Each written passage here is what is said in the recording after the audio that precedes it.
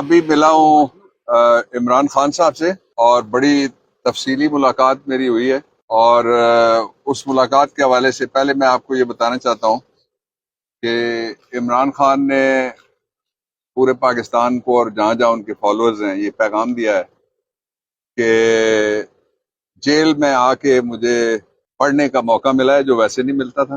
कुरान हकीम तकरीबन ख़त्म कर लिया उन्होंने इंग्लिश तर्जुमे के साथ। इमरान खान साहब ने कुरान हकीम उर्दू की बजाय इंग्लिश तर्जुमे, वो कहते हैं कि इंग्लिश तर्जुमा मैंने पढ़ा है। दूसरा जो उन्होंने किताब पढ़ी है इब्न खल्दून के बारे में। तीसरी किताब उन्होंने सैयदना उमर रज़ियल्लाहु अन्हु उनके बारे में और उनके दौरे हुक्मरानी के बारे में पढ़ी है।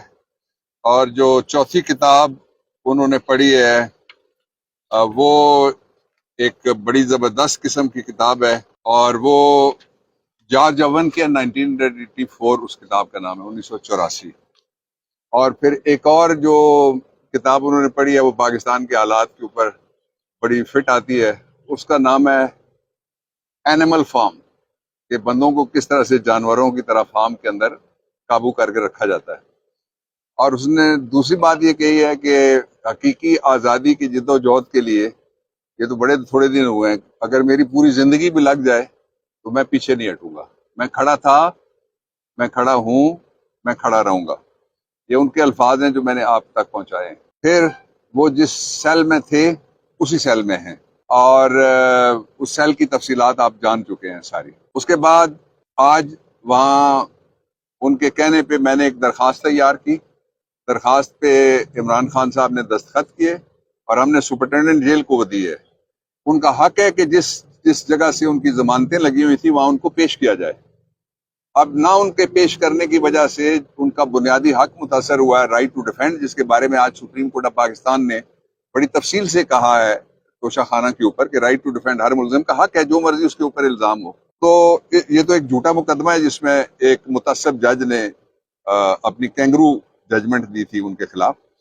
तो वो उन्होंने ये कहा है कि फिर हमने वो दरख्वास्त लिख के सुपरिटेंडेंट को रिसीव करवाई है।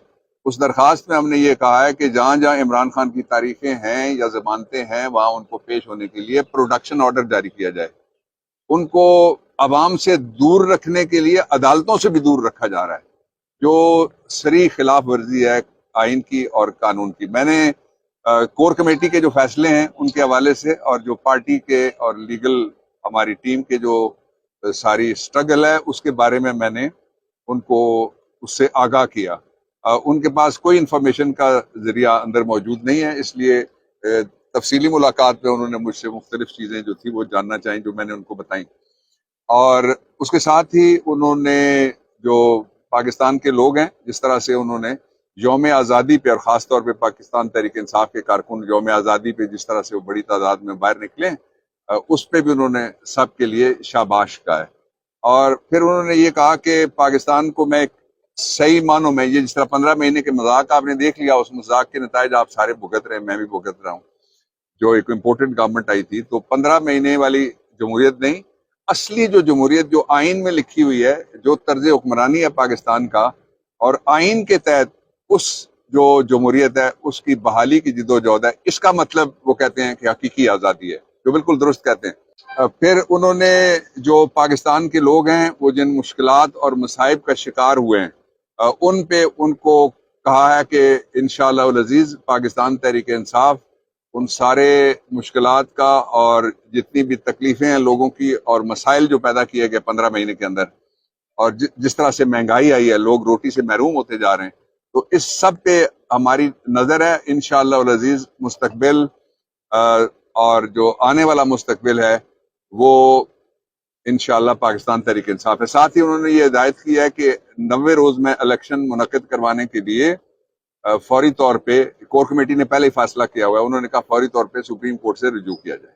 सहूलियात, जहां तक इमरान खान की कैद का ताल्लुक है उनके लिए सहूलियात अजनबी लफ्ज है।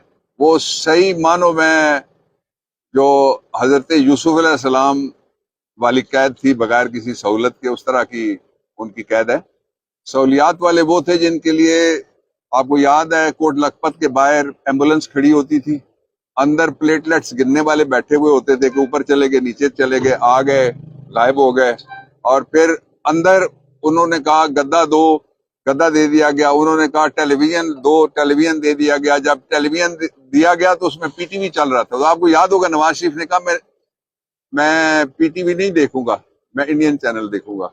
یہ ایک مرد کلندر ہے، اور جس کا جو حوصلہ ہے، پہلے اگر وہ چٹان تھا تو اب پہاڑ ہے، پہلے اگر وہ پہاڑ تھا تو اب وہ ہمالہ ہے۔